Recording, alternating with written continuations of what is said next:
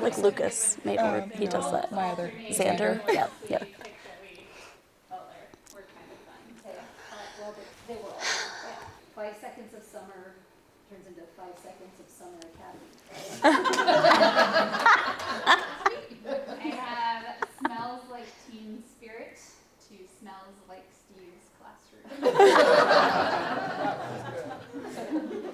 Star Wars, The Force Awakens, to Phage Wars, The Force Awakens. I want to hold your hand. I want to hold your pipette. Oh, that's romantic. No woman, no cry. No spag, yes cry. That needs to be a sticker. Have Dawn of the Dead to Dawn of the Death Zone. And all about that bass to all about that Phage. Oh. How I met your mother to how I met Dr. Padula.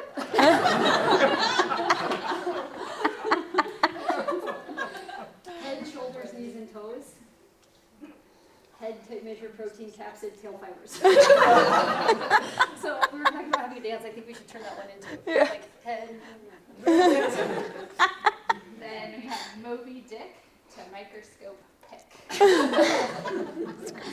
So feel free to grab a sticker. All the rest are back there. Yeah, great job with the puns. That was fun. I don't know, I think it was mentioned that they're going to present at NIH Triad, and I just, when they sent me their abstract, guys, I was so blown away that I felt like saying, will you please edit my next abstract? They just really inspired me, and I'm going to go to Salt Lake to hear whatever presentation they're giving, because it was so awesome. So way to go, Sarah. Nice. All right, this is the last one of the day, and I'm dragging. So I think we should. We don't have anything interactive like Sarah. We don't have a Kahoot, Sarah and Jean, or quizzes or something. So we're gonna do this little English teacher thing that I learned.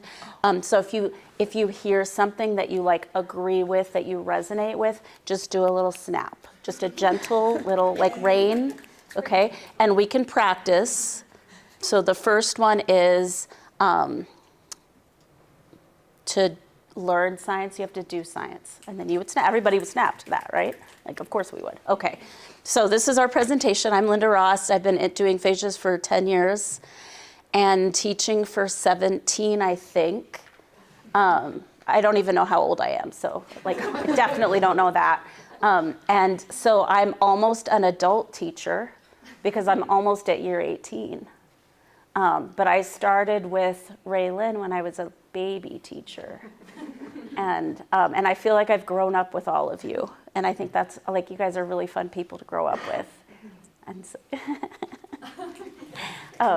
so, and I'll tell you more about my teacher journey in a second after Jessica introduces herself. But it's because everywhere I go, I'm trying to recruit teachers. It's my new thing. So I'm going to do that a lot because we have some young people in here. So, okay, so go ahead, Jessica. So be prepared because she's out for you. I'm Jessica Boggs. I'm nervous, so this is my notes. This is my 4th year teaching middle school science, and I felt kind of like Jarek described, kind of like Connie described. It was a big transition. I have an elementary education degree, so I spent first, 3rd, 5th, and now I teach my 7th graders, and I'd never go back. So it's been a great journey for me. A lot of it is honestly due to Linda, and I also teach high school volleyball, or coach high school volleyball. I am now in Baker, and I hope that when you walk away from our presentation, you truly feel how passionate we are about rural education and bringing opportunity to Baker, a place when we talk about rural, like we're on the end of the earth where nobody even knows where we're at. So we're both very passionate about it, and I hope I hope you feel that today. So I'm the daughter of a scientist. My dad's a ecologist, evolutionary biologist. He specializes in ants, and he's discovered 1% of all the ant species known and characterized, and he doesn't think that's very many. I was like, I feel like that's a significant contribution. And he was like, yeah, you think it'd be more. Like, it's not, I mean, like, you know. So he's retired now. My mom is a retired math teacher. And so that's kind of how I grew up. So I definitely was like in science and research, and like his friends were scientists. So like I knew that world. And in 9th grade, so I did science fairs like literally since I was born. The only year I skipped was 6th grade because I had cancer, and I was in Houston getting cancer treatment for 6 weeks. But I grew up in El Paso. I didn't say that. So my dad's a professor at UTEP, and I did science fair forever. And in 9th grade, I presented at a professional meeting at Rost University on ants. Like it wasn't a kid thing. It was like, and at the end, my sister was like, I didn't know you knew all those big words. And like, it was like, this is me. Like, I am the science fair person. Like, my sister wasn't even into it that much. It's just, I live and breathe it. So when I went to college, I was like, I'm gonna do ecology. This is so much fun. You get to go outside and go camping for class. And like, it was the best. And about junior year, I started, like, I also was majoring in chemistry because it was fun. And I remember, like, my friends would get together, like the other students, and we would sit in like one of those rooms with the whiteboard, and they wouldn't understand like the lecture. And I'd be like, you guys, it's not that hard. And I get up and explain it in like 15 minutes what we had spent 3 lectures on, and they would get it. And I began realizing, like, I'm pretty good at helping people understand science. And maybe, like, my mom's a teacher, my dad's a teacher, like, I consider a professor a teacher. Like, maybe I should think about teaching. But I never, like, I'm not gonna be, when I was in high school, I was like, I'm not gonna be a teacher. Like, I don't wanna do what my mom does, you know? So I started to make that shift, and then I took an education class, and then I was sold. And there's gonna be a lot of this, I'm sorry. When Sarah said earlier, like, if you become a teacher, you waste your brain. Like, I heard that a lot. Because I was pretty smart. I was valedictorian of 600 in my class, and all my friends went off and are dentists and doctors and lawyers. And so I kind of felt that, but I remember my chemistry professor was like, when I told him I was thinking about teaching, he was like, we need good chemistry students as teachers. And that was it. Like,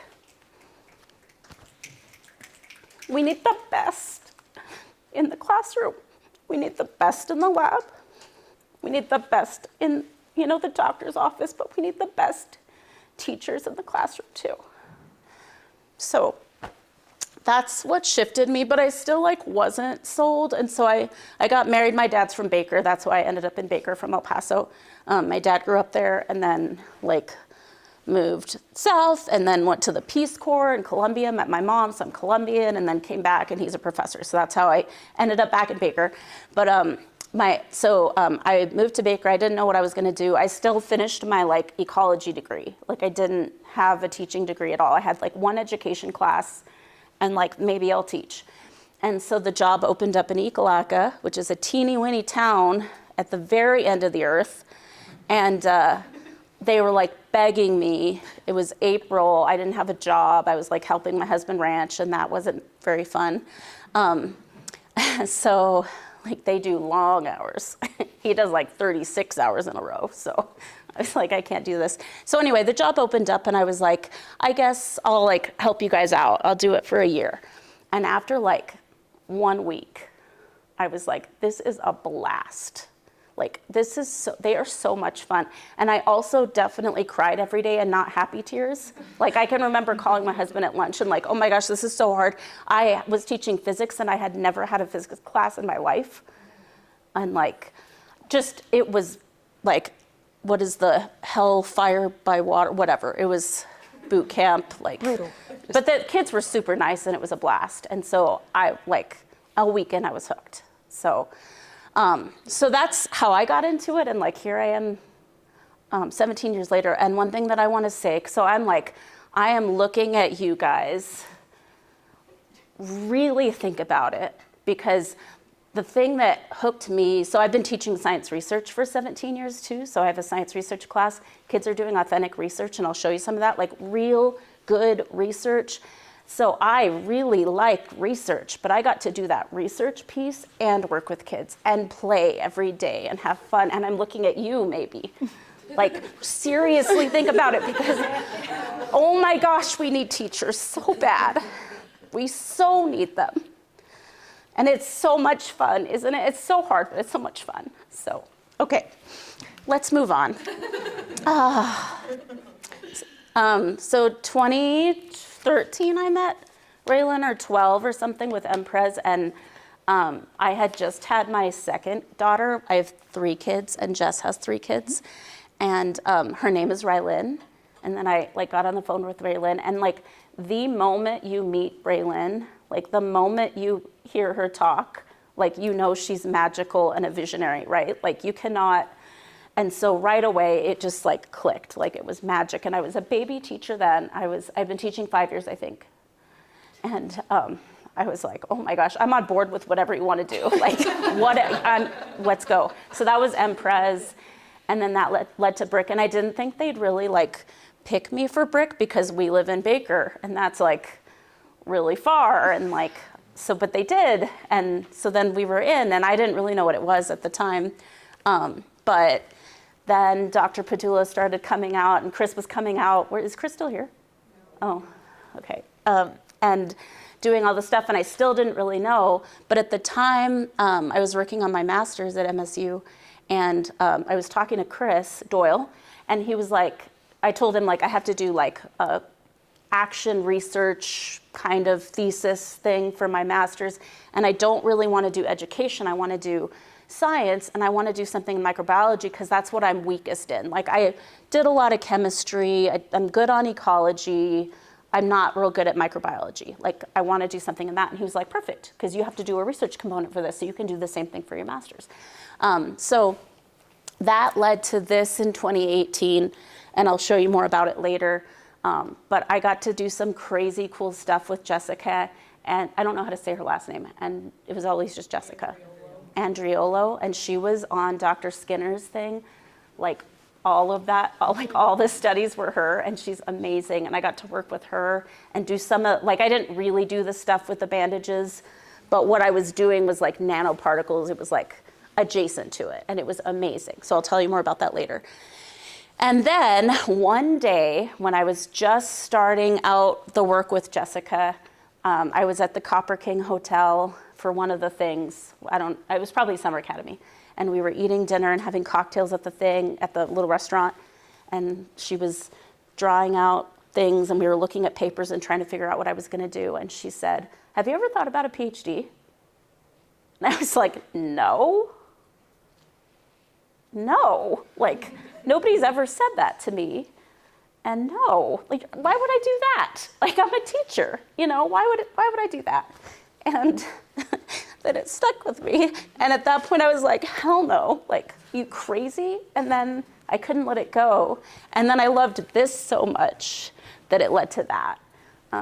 So this would absolutely never have happened if it weren't for you guys. So, okay, so then Jessica, I'm gonna shut up. Go ahead. Then I got the job at the high school, or in the Baker Middle School. I work in the basement, and Linda's up, so that whole thing about middle school being the redheaded stepsister, I don't know. It's true. I use everything in Linda's lab, but Linda invited me to join this, and again, she said 5 years. I'm like, I don't even know if I'm gonna be teaching for 5 more years, but sure, I'll do whatever, because I basically just need your knowledge. I need to have Linda in my corner, so yep, I'll do whatever you want me to do. And it's just been a really great experience, just everything that we've done. When Linda made this timeline, I kind of started laughing. Our first academy we had to do remotely. Of course, it was over COVID, and I'm pretty sure it was Sarah that we went on a fish hatchery tour through her phone. So it was just thinking about all those experiences to, honestly, all the breweries that we've toured. That was a highlight. just even to the going to experience the microscope in Bozeman, and then having Linda share her experience with me here with the microscope at Tech has just opened my eyes to a lot. So when Blake put the whole picture up of the big ol' iceberg, I really relate to that. So yeah.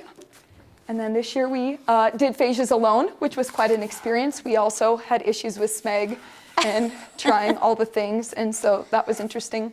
And then, yeah, we actually got to share Phages with our school board this year, which was really powerful, and we'll talk more about that throughout our presentation. Okay. So this, it's just, isn't this the best? You're in all the pictures because you're adorable and wonderful.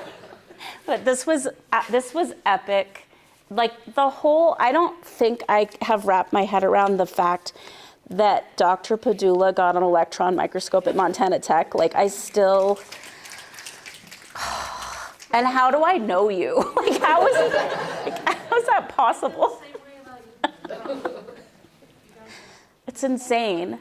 And for us to be the first ones, like we told this to the school board, and I told my students, and like I cry a lot too, but to be the first ones to use it is insane. And like for her to, so here's the deal with teaching, is like we feel like scum a lot, and you make us feel like professionals and treasured, and it's such a contrast, and like that's why we're hooked, you know?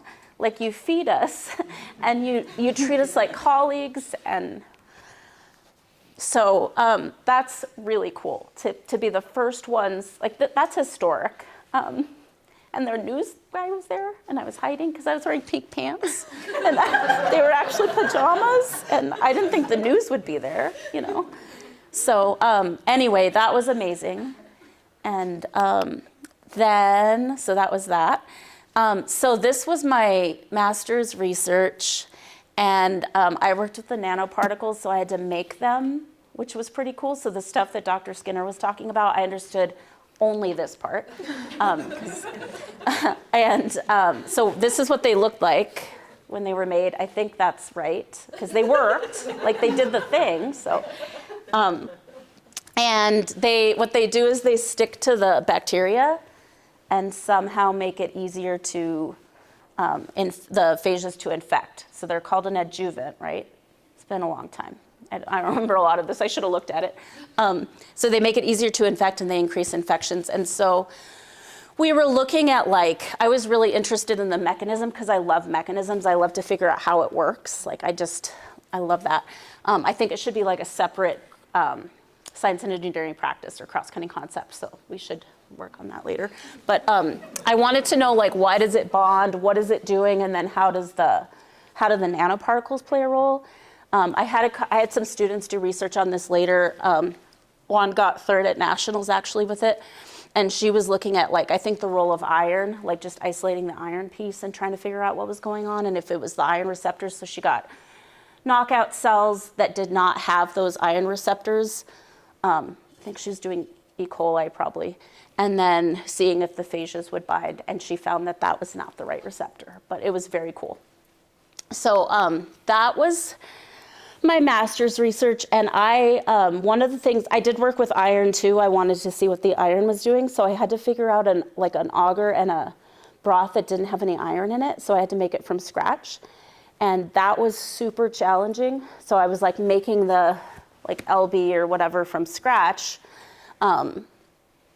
and I was having the hardest time getting this staph to grow. I was working with staph at the time on my whatever M9 or whatever it was. And then I finally saw at the bottom of one of the little protocols, I don't remember what it said. It basically was insinuating check the pH. And it turns out that was good advice because it was super acidic and that's why they wouldn't grow. So I got that figured out, but that took a month just to get it to grow. And so I'm doing all these experiments in my classroom. It smelled really bad the whole time. It was a lot. I was doing it while teaching. So I remember getting there and really quick, let me set up an experiment. Okay, let me teach. I got to do, it was a lot to juggle, but finally got it to grow. And then I was able to set up the experiments. And then the cool thing was I learned a whole bunch of ways to like quantify it and like figure out what was going on, which has been super useful because now, like after, I mean, I went through a whole box of like 500 plates, like mostly because I didn't know what I was doing and I messed it up a lot.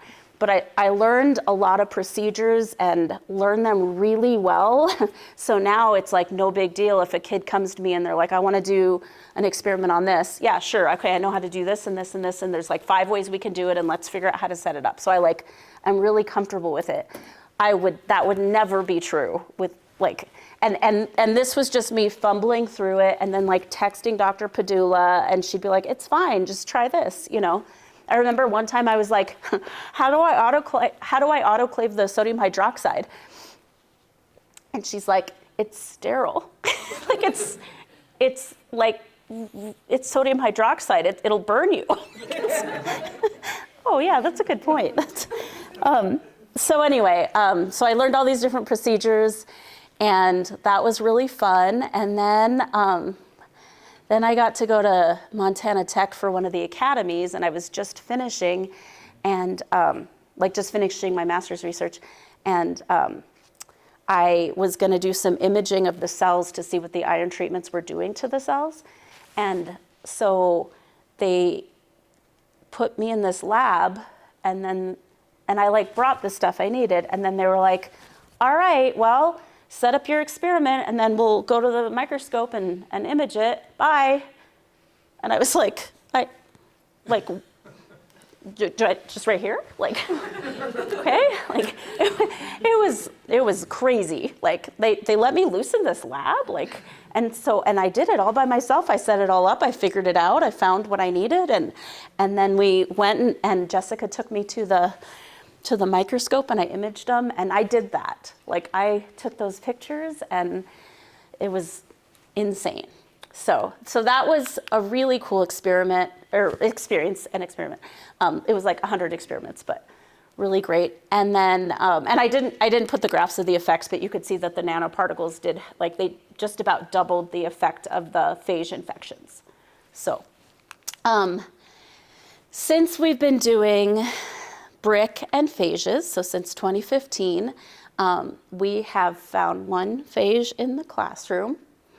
Like Linda keeps promising that we're gonna find something, and I don't know. I think she's lying to me at times. Like it's been hard, and we are jealous of Megan a lot. But the phage that we found was the first year. I'm pretty sure it was the first year, maybe second, but I think it was the first year. And it was my nephew Bo Rost. And I'll tell you more about him when I show you his picture. And then Olivia Gunderson did 2 internships, and she found phages here, but we claim those. So, and how cute is the name Gunder Soup? And queso cheese, I love it. So those are our 3. And then this year, I did the full phage enrichment protocol with my AP biology class, and it didn't work. So, well, it was a blast. It was so fun. We just probably did it wrong, and it was, yeah. Okay, so that was that. So here's Bo and Olivia. So he did 1 internship and she did 2, and some of you know Bo maybe. And the thing with Bo is, he's my nephew, but his parents did not, well, his dad went to college, I think, for a semester, and his mom didn't, and education is very much not a priority for them at all. And so there was not ever an expectation, Bo was a sophomore then, in his eyes that he would ever pursue higher education. But when he was he's the oldest of the family, there's like 8 kids. So when he found it, like it was a really big deal. It was a huge deal. He found it in his goat pasture, so it was probably like a little bit of a poopy pile. But it was like the pile, you know how you like pile up the poop, it was in that. But, and so it was a really big deal. And then he took science research with me for 2 years and I think I have some of his stuff on here. And then he went to college. He went here, and it was a lot. Like that, it was a big jump. And I don't even, was he here a year? I think it was a year, and then he left, and he's going to Miles City now. And his sister, also kind of same story. She also like got into Phages. She did science research with me, and she is now going to Miles City Community College, is what I mean. And she's going to be a phlebotomist. The other kids ended up going to Ekalaka for school, and none of them are, like some of them have graduated. There are no plans for anything. So that's that. Like, I know that like we have some speakers here that are like finishing their 4-year degree and like planning grad school, and I think like I don't know how to you know what I mean? Do you know what I'm getting at? Like, this was a huge deal for him, and it made a humongous difference, and that would have never happened if it weren't for Yoda Soda. His license plate now says Yoda Soda. No. He's probably gonna get a tattoo with it. I don't know. Like, oh, and he made the little thingy. I don't have it. You know, the little phage emblem. Yeah. He made that. So, okay. And then Olivia I think she changed her major, but she's in Wyoming. So I'm not really sure. I think she changed. So I'm not exactly sure. But I have her sister now, and I call her Olivia a lot. And she's not Olivia, and I have to remember that. So I'll be like, Olivia, and she's like, Grace? So, okay. Do you want to talk about this? Yeah, so this is just kind of, again, Linda's been kind of keeping track of the kids overall in science. And I can just truly attest to, I grew up in Baker. My father was a principal in Baker for 36 years. And honestly, you guys, when Linda came into our community and brought with her her passion, and I'm sure every single one of you can feel that, and her expertise, it's just really taken our science department and elevated it, right? Her love for science is contagious, and I feel that each and every day. But truly, you guys, and she will show you the lake project that she's done. But when you take Baker, and most of the kids there their goals are to work on the family ranch, right? To probably be a pumper in the oil field. That's where we're at, right on the edge of that. And or just maybe work for one of their family members at one of the community businesses. Funneling kids into science is something that is a major priority, or just getting them to see life beyond Baker, right? And so just showing you, right, just looking at the graph and just how we're getting more and more kids interested, but also I feel the impact looking at my 7th graders, and they're picking their science fair projects, you know, when they can get up into her class. A lot of them talking about, hey, I'm gonna take higher level science classes, right? That's just kind of what it's about for me, what's about for us. And really, truly, you guys, it's because of her right here. I can't thank her enough for that. You can kind of. So these are just the kids who have participated in regional state science fairs. And this was when I was in Ekalaka. The difference, I think, so this was like Brick years and Phages years. The difference that Phages has done is, like, before I had the science research class, and I've had a max of 6 kids in that class, and that is a ton because they're each doing independent research projects, and that's a lot. But now I have, and everybody does a science fair, so they all do that. But now I have kids that are doing science fair wanting to compete at state and regional. And rarely do they win, like, to get to ISEF. Like, I have a lot of kids that have gotten to ISEF, but it's usually not the kids that aren't in science research. But I have had one. I think it was 2020, COVID year. They did it virtually. But they still, like, I took 5 kids to state and 18 to Billings Expo. So they still really want to do it. And the more you do it, it kind of makes like a legacy, like, oh yeah, so-and-so did it last year and so-and-so did it 2 years ago. And you have to build that momentum. So that's kind of what we're seeing. And yeah, so that's. Another thing is, this year, Linda had 8th graders in her science research class. And to me, as when you're looking at 8th graders and that's what they're choosing as their elective, how cool is that, right? So that's really powerful. And I was skeptical, because when I was in Ekalaka, I taught 7 through 12, but I had been teaching 10 through 12 for 10 years, and they asked if I would do it, and I was like, they're probably not gonna like it. I'm kind of I don't know. But it's been a blast, and they're doing their CSI case right now, and they're the best. They're just all great. You guys should think about teaching. It's a blast. Some of it's awful, but it's like 1 hour a day is not great. You always have that worst period, right? But okay, so here's some different research projects, and I was going to say something else. Oh, I think that one thing I didn't say was when I was in college, I worked in a couple of professors' labs doing research. So I really, like all 4 years, I got a lot of experience, and I was doing field work, and I liked that. But I think that was when I started to shift, because I was like, this is fine and really fun, but I think I can make a bigger impact in life, like with my life as a teacher, instead of doing this research. Because I could spend 10 years and maybe solve like a couple questions or problems, or I could impact hundreds of students. And then they could go out and solve problems. So that was kind of the shift. And the cool thing is, look at all this fun, and this is just like a couple, this is not that many that I get to play with, but they get to be in the hot seat and do the work, and I just get to like play and like help them, and it is fabulous. It's so much fun. And it's so much variety, like I'll show you the lake project, but like, okay, this one's insane. This was probably year 2 of BRIC, probably 2017. I had a student, he's just finishing his nursing degree like this month, but he wanted to do something with breast cancer. And I was like, I guess it was later, because I had worked with Jessica, and she had shown me, she was doing stuff with like lung cancer and phages or something. So I like saw how she grew those cells. I saw the little like weird flasks that were sideways and squarish and like tipped up. And then he hooked up with some people in, what's that lab in North Dakota? Sanford Health? Sanford Health. He hooked up with those guys. I don't even know how he connected with them. And they helped him. And then we also met with you, Dr. Padula, on his project. And they sent him all this stuff, and he grew cancer cells in my classroom.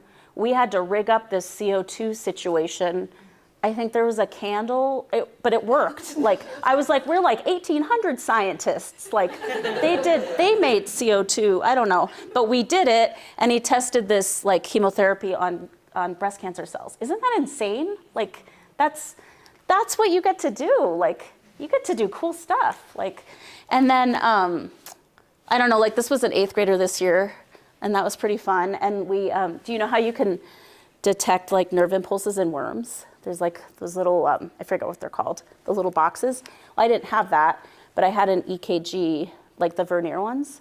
And so we rigged it up, and it worked, and we could measure the nerve impulses with little pins. And they were not sure about the ethics, but I assured them that they're worms, it's okay. And it was pretty cool, and they found some cool effects. Like, they made the electrolyte solutions, and they found like some really clear effects with the nerve impulses, so that was fun. This guy, Casey, got 4th at the International Fair, so a few of these went to the International Science Fair. And then Rachel, she's the one that did the knockout cells, and she got 3rd at Nationals. So those are just a couple fun ones, and then these 2 are bows. So, and he did the nanoparticles. He actually made the nanoparticles. I didn't make them. So that was his. So he also, like, I was doing my research, and then they were like doing it like with me. And those 2 are my nephew and niece, different families though. So, okay. Do you have anything to add? Okay. So the next cool thing that we've done lately is this lake project. So in the summer of 22, we had a ton of people getting sick after swimming in the lake. Like, they would go swimming and then vomit all day the next day, or there was a lot of like skin rashes. Yeah, like swimmer's itch kind of things. But like tons of reports of this. Public health, had all these reports, and then you just hear like people on Facebook like, hey, anyone else get sick in the lake this weekend? Yeah, blah, blah, blah, blah, all these people, So I didn't really think a whole lot of it. But then when my kids came back to school in August, I had one kid that was like, what is going on with the lake? Like, can we do something with that? And I was like, well, I don't know. And the county had done like, HAB, like hazardous algae bloom testing. And DEQ said like, yes, you've got a hazardous algae bloom, but that was it. So we were like, well, maybe it's that. Let's do some testing. I had been doing STEM camps for a while with like life straws and stuff, and we had been testing the water in the lake. And so I kind of had an idea of like, this is about how much bacteria we normally see on a plate kind of thing. So then I had this kid get some samples and bring them back, and he poured them on a plate, and I don't know if I have a picture here.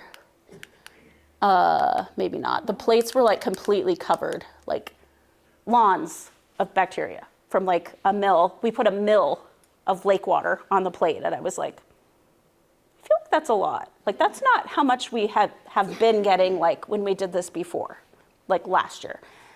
So I just figured like he probably like, you know, stuck his finger in it. Maybe he spit in them. You know, he had like 5 samples. I don't know. So then I gave the sophomore class each like a tube, and they kind of mapped it out. That was their map. Like, what are places you guys like to swim, you know, or like fish or whatever. And so they all went out. One kid went on his boat, that's P, and took a sample. And then at one spot, we have a waterfall that's supposed to like aerate. And I was like, surely the waterfall won't. Like, I don't know. But they brought all these tests back, and we just put them on LB Auger, and all of them were like insane. Like I would have a hard time growing that much smeg, and that's how much was on the plate. So then that started an adventure with Dr. Padula and Chris and Raylan, and like, what do we do? Like, is this a problem? Like, where do we go? How do we test things safely? Like, we can't open these plates. We can't test what it is. So eventually, I think at that point I bought some E. coli plates, like the what are they called? Coliscan, that change colors. And I don't have the pictures. Oh, here's some. So we got a whole bunch of E. coli out. A bunch of them turned purple. So we were like, and a bunch of coliforms too. And we were like, okay, well, because we didn't know what it was, you know. Just like, there's a lot of bacteria here. So at that point, we went and talked to the commission, the county commission. And so there they are. I took all the sophomores because they wanted to get out of class. So I thought it'd be like a good thing. And these 2 kids were doing it for their science research project at that point. Like they were really interested, so they decided to choose that for their project. So from that, we got funding from them. I think we asked for like $3,000 maybe to buy more plates. And then we got connected with the DEQ and started doing like the testing with the trays, which are the actual trays that they use. So we could actually record the data and put it in their national database. So we started doing that. We found crazy high levels of E. coli. We did Sanger sequencing. Dr. Padula sent us primers, and it took a few tries. I think the kids pipetted wrong, and we sucked up all the primer, and then she had to send more. But we got it. We sent it off, and we found some cool stuff. And then the county also funded doing metagenomics testing on the water, which was very cool. So that was year 1. They went to ISF with that project. And then the next, and also the governor heard about it and like called the county commission, heard about the project, like the kids project, and wanted to meet the kids. And so he came out to Baker, and like we met at the lake, and he visited about the project, and we took a picture. And I brought my kids out. These are my 3 kids, because I was like, they're never going to have a chance to take a picture with the governor. Like, it's never going to happen. So like, get in the picture. And then Lucas this is my 7th grader, her student. He just went to FFA, to state FFA, and the governor was there, and he got a picture. And I was like, oh, I just didn't think that was a common thing. So, so that was part of their project. And then this year, we had a student pick it up. So this is Hunter Bailey. So he kind of continued their project. Over the summer, I got a text from Conrad's parent, the other kid that was on the project, because everybody's kind of concerned about this lake thing. We continued testing, and she said, hey, did you know that they water the golf course with recycled wastewater? I was like, oh, like from where? And she's like, from the lagoon, because we have lagoons. We don't have like a water treatment plant. I was like, no, I didn't know that. So I called the commission and asked them about it and how it was tested. And because the golf course is right up the hill from the lake. So we kind of started looking into that. Of course, there could be other things going on, but that was a question in our minds, like what's going on with that. So Hunter did a whole bunch of testing all around the lake, continued to find really high levels. We also have an upper lake reservoir that they use to dump and to kind of like overflow into the lake. Tested up there, it was also full. The golf course is right here. Am I in the right place? Yeah, right here's the golf course. The water's pumped from the lagoon, which is way up there. So it's pumped in and it's chlorinated back over at the lagoon. And then there's a holding pond right here. And then it's irrigated from that. And it turns out, so we were able to get all this insider information. The plan to irrigate the golf course with lagoon water was never actually approved by DEQ. They had just been doing it for like 20 years. And then the DEQ kind of like got on them, and they applied to do it in March, and like last March, I think, and the DEQ denied it. So that was neat. So then I got on the lake board, because there's like a board for the lake, and was able to get some records, some testing. So I got all the testing from the golf course, because they test the water, the effluent that comes from the lagoon. And it is, so when you irrigate with wastewater, it's supposed to be class A. So it's supposed to be a max of 23 coliforms per 100 mils. These are the tests that Energy Labs did in Billings. This is class C. These are all coliforms. They base it off of coliforms, but then this is E. coli. One of the tests, they checked for E. coli. There should be no E. coli. There is not even a standard, like E. coli should be 0. Coliforms 23. So anyway, it's well past class C, which should not have any human contact. That's like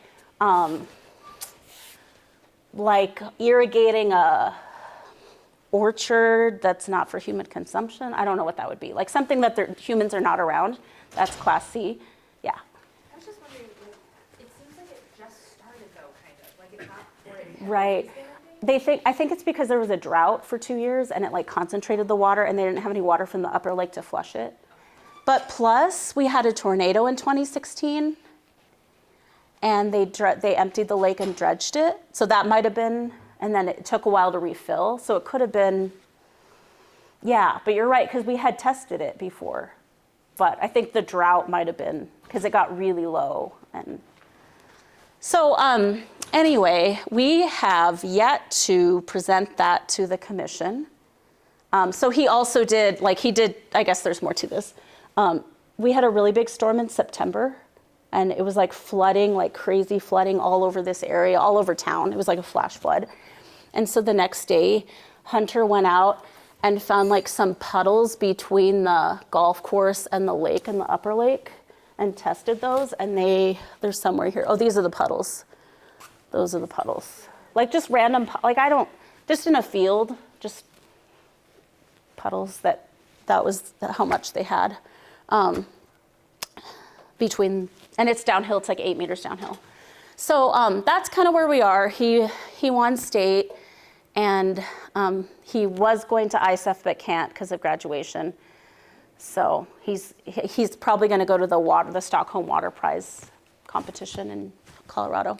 And then he's going to present to the commission on the 29th, and we'll see what they say. Oh, but one side note that we also found out after getting all these records, they are chlorinating the lagoon water that's being the effluent at like 10% of the recommended level.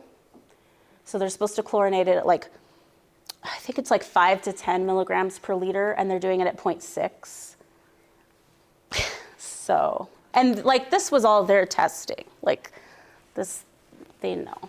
But what do you, it's gonna be weird. What do you do? I don't know what to, we gotta go to this public meeting, and I don't know. Good luck, Hunter.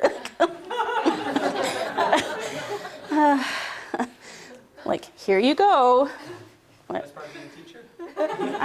Yeah. So that's what we've been working on. And then DEQ also wanted us to do, because they've been working with us the whole time. So they're going to help us probably with this PR stuff, I hope. And they wanted us to do nutrient testing. So they came out. We got 2 big boats, 2, what do you call them? Pontoons? Pontoons. And these are my sophomores. And we went out on the lake. And let's see, is the DEQ lady in the picture? That's the DEQ lady, Tiffany Leiden. So she came out and like trained us, and we had all the life jackets, and we did a little microscopy station because I had so many that we needed like 3 stations to like keep them busy. And I had all these helpers, and they did a chlorophyll filtering station, and then they were on the boat, and it was amazing. And we just spent the whole afternoon. And we didn't actually test anything, we just got trained. So next, like in May, maybe we'll get some boats out there and do some testing. So I was so busy like making sure nobody died that I don't actually know how to do the testing. So I'm like actually gonna need them to show me, and like some of them were really into it. So I'm gonna get them back out there. So that was that. So there she is. We have a couple of these thingies, I don't know what they're called, but they like trap the water so you get samples at different places, like different depths. And then they loved this. That was probably the favorite part, was just the microscopes that I took out there. So it was really fun. Side note though, on this whole lake project, I would never, ever have the guts to take on something like this if I didn't have their support. Because like even when we were talking to the commission, I was like, well, Dr. Padula from Montana Tech, I talked to her about this and how we can we need to make sure that we're not testing the bacteria. There are other ways that are safer, like metagenomics and using the coloscan plates. I wouldn't have any idea of any of that, and I would have no guts to even, it would have just ended with that first plate and we would have been done. So. But now we have this cool mystery. I know the jury's still out, and this doesn't mean that, but this is not, even if this is it and it's just this, they do have to line the pond now. They're gonna have to empty the pond. The DEQ is requiring that. But even if this is it, that's still, we still don't know why people are getting sick or why they got sick in 2022. I don't think it's been as bad last year. That wasn't as bad. Yeah, so anyway. Oh, and there are ways to find out if this is true. You can use biotracers. So you use a strain of bacteria that has some mutation that you put in, and then you put it here, and wait for a storm or a runoff event, and then you test it down there and see if it moved. So that would probably be we're pretty sure this is right. Okay. Yeah. The coolest thing, I guess, too, kind of with our lake project is she's invited even the 7th graders to come in and test. So we've really gotten our hands kind of in it with that. And then it's really fun to see the kids just be like, I can't wait to get to Mrs. Ross sophomore biology so we can also continue on with this lake project and just get, again, a bunch of data that our community does not have just with the lake water overall. So it's been pretty powerful. This year, we again went to the school board, and one of our major goals with the school board was honestly just educating them about what authentic science looks like. Again, I don't really think they truly understand. Even Linda asking to get her kids out of school, well, that's annoying. That's messing up the schedule. Here's your football. Yes, yeah. Here are your books, here are your things. So it was really fun to invite them in and get them to, we invited the school board and all our administrators in and showed them what we're doing and what that looks like. And then also kind of try to squeak in hey, we need more than $300 every year and what that looks like. And a lot of what they didn't understand is that it's not about the equipment necessarily. We can write grants, we can find funding. It's about the disposables that do add up, unfortunately, with every student. So that was just really cool for them to see. But I'll show you the pictures here in a minute. Really, truly, you guys, reflecting back on this experience, it was just eye-opening and a good reminder that dude, science is fun, right? You look at the images of the kids on the boat and all the smiles and all the, hey, when you're engaging in authentic science, right? And especially again in rural Montana Baker, there's just an aversion to it. Science is bad, it's changing, and they just don't trust it. So to put it away and then be like, hey, you almost trick them into reminding them, like, science is fun and it doesn't have to be hard, and it is for everyone, is kind of fun. The second thing I would just say is science brings all of us together. It's really, really powerful, right, to do a project that you know relates to the greater good, whether it was a lake project in our community or Phages just on a grander scale. It's just kind of a reminder that you are part of something a lot larger than yourself. And then science, again, is for everyone. So you kind of get the school board in there, and there's a little bit of everybody in there. It's honestly easier to do it with middle school students, we kind of had found out. So our superintendent, I was like, just listen to the directions. Like, he's just skipping steps and touching the sanitized equipment. But science is truly for everybody. So it was fun. Most of them were like, I haven't done this since high school. So just a reminder to come in, practice, have some fun. It was great. Yeah, so that's our superintendent. Yeah. That's our head of maintenance. And then school board members, chair. And then Our clerk. head clerk, Yep. school board member, principal of elementary. Yeah. So we just put them in groups, and they didn't find one. Oops, but they loved it, and they asked about it. Yeah. So that was fun. It was real. I was so nervous. I don't think I've been more nervous for a presentation like in my life. The good news Than is that. I think we'll get funding. Because when they we signed my want it. paycheck. Yeah. Yeah. Okay, another thing that we worked on over Academy this summer was like these POGL things. Have we used that word? Okay, like you guys all know what it means, but POGLs they stand for Process Oriented Guided Inquiry Learning. We have a lot of cool stuff in science education now, so it's a good time to get in because we have a lot of cool resources. Like, we know a lot more about how kids learn science. So POGLs are one of them, and we also use phenomenon to like hook the kids, and then then you funnel down into the science. But I like to shape things around a story and a person. So this one I did on Isabel, and she's the girl that had cystic fibrosis, had a double lung transplant, and then got, Mycobacterium abscessus, and they used phages to cure her, and she ended up dying later, but years later, like a couple years later, I think.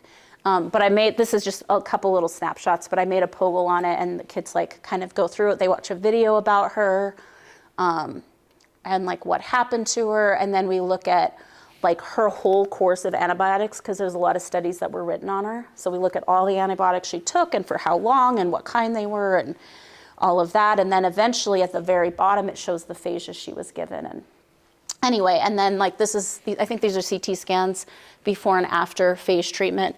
And then they look at, like the way that you set these up is you kind of go in, like you give them this story and then you have them like, what are some questions you're thinking right now? And have them kind of like explore and dig in, like what are you wondering about before you give them any science? Because often they are gonna be asking about these things.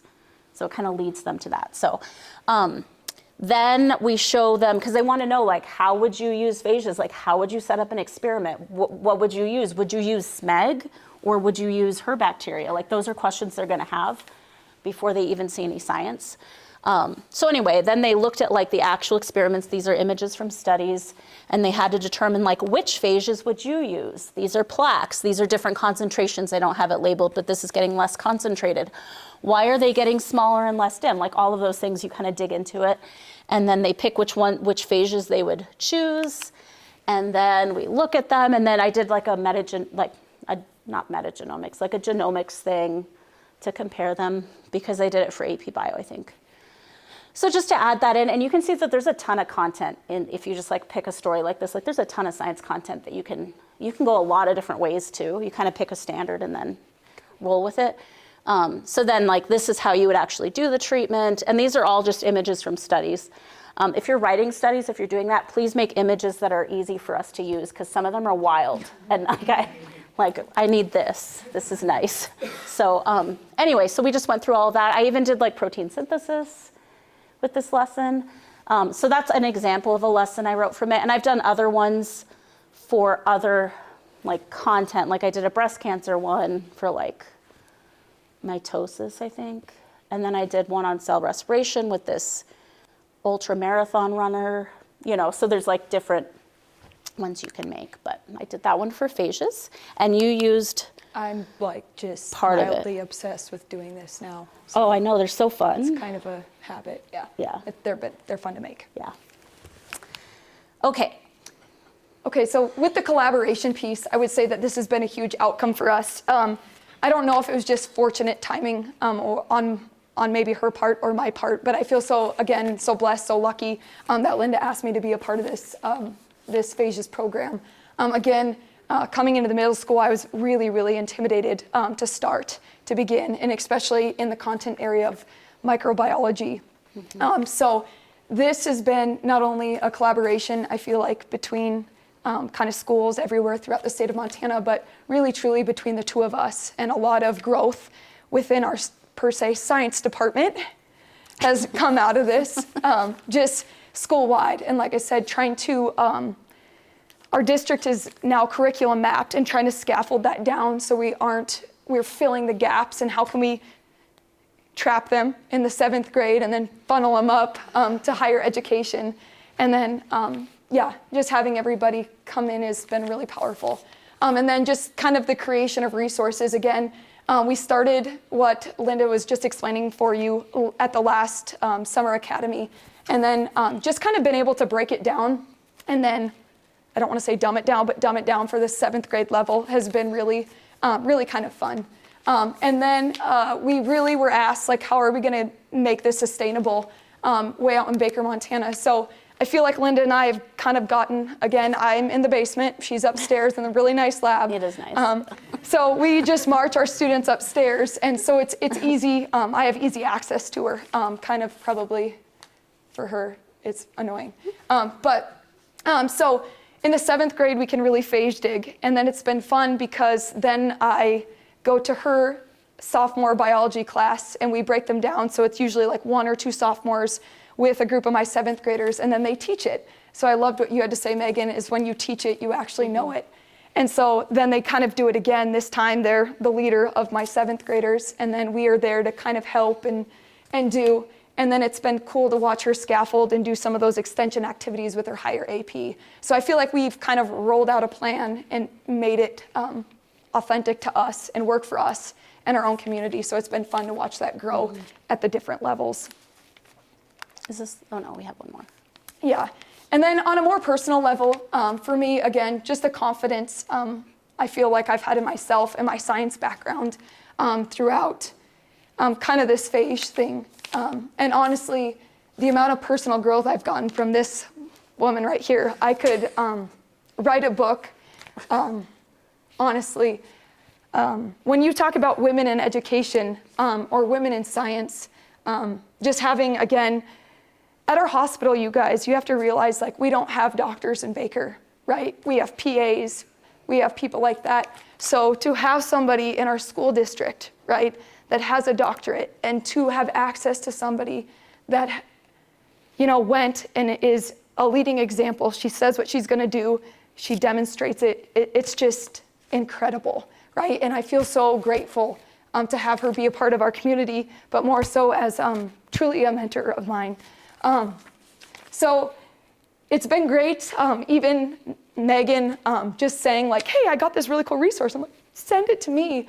How powerful. And I personally want to thank each and every one of you, especially phage teachers. I don't think you realize you saying nothing or just talking, setting off that light bulb all the time when I've sat in the summer academy over the last 5 years has been truly so beneficial to me. It's made me look at not only how I do things in my classroom, but again, in my personal life. And I've grown so much from each and every one of you. I just want to say thanks.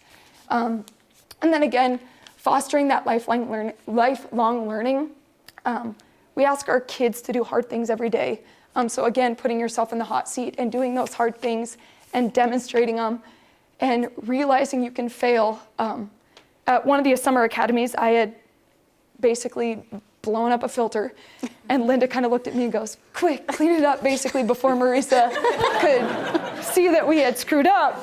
But she's like, it's okay. So just kind of realizing, again, you guys, whether the kids leave my classroom and they become scientists, the ability that, or the skill set that you learn within science, you cannot fail. Keep trying, right? Those are all lessons that you can apply to any job career that you choose to do next in life. And I think that that's kind of what it's all about. Something that struck me, so when they were doing their phage surveys, like their post surveys, one of the questions was like, do you know a scientist? And like, so they're not supposed to talk, but they do a little. Like I keep it, it's just a little, sometimes it's a little popcorn, okay? So I try to keep it quiet, but I know it's supposed to be scientific, but sometimes they talk a little. But they're like, do we know a scientist? I don't know, do we know? Oh, we know Mrs. Rost. And they don't call me Dr. Rost, which is a little bit like I'm more mad that some of my bosses don't, but I think I know why. But anyway, they were like, oh yeah, she is, you know, and that like is weird because I'm still like, I'm a year out and I'm still like, this is a dream, right? I don't actually have a PhD, right? So that's kind of cool, like that I'm It's like so cool. I'm like their token scientist. Like I've published, I have my dissertation, a bound copy right there in front of them. And I pull it out like, here's how you do in-text citations. And I promise you all of these are right. Like, look at, and they're like, surely you wouldn't put more than one per sentence. Oh, let me show you that. Like, you know, so anyway, so that's fun. But the other thing I was thinking, one thing like you said about like the network of teachers, my brain has your words running through it, Sarah, all the time. And like, I use so many of your lessons and you're so brilliant. And I'm just like, so like the DNA modeling, I did that. And then like, I'm literally in the files all the time from Phage Academy, like trying to find your files. And the quote that always runs through my head is, you know your kids. Am I quoting you right? Like all the stuff you taught me from AP Bio, and you were like, you can do it. When I started teaching it, like you're gonna be fine, and I was terrified. Like that's the value of this. And I think, one thing I think about a lot is like, how do we get teachers in the classroom and how do we keep them there? And this is how.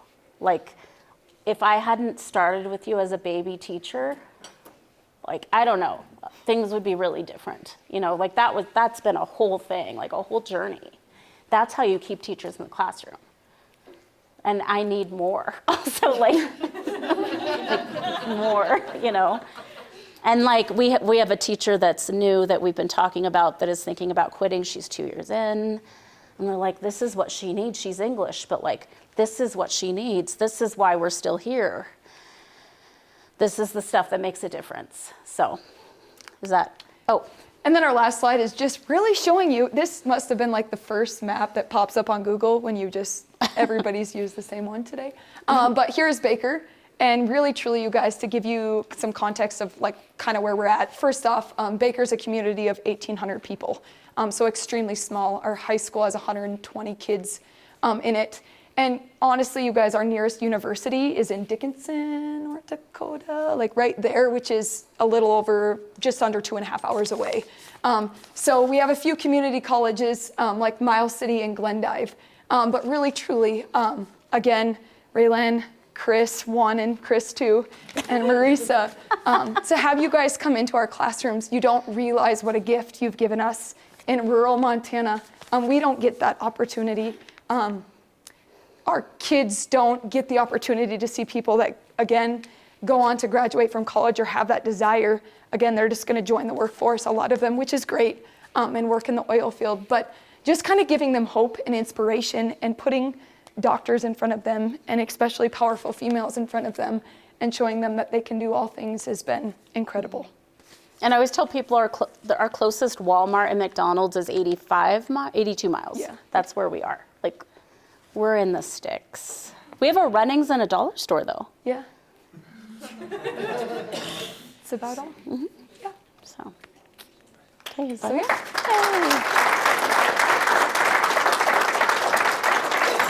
This is our question slide. Do you have questions? Oh yeah. Go ahead. I read a book this summer or I guess actually after the surgery, called Educated. And I've heard of it that. Think of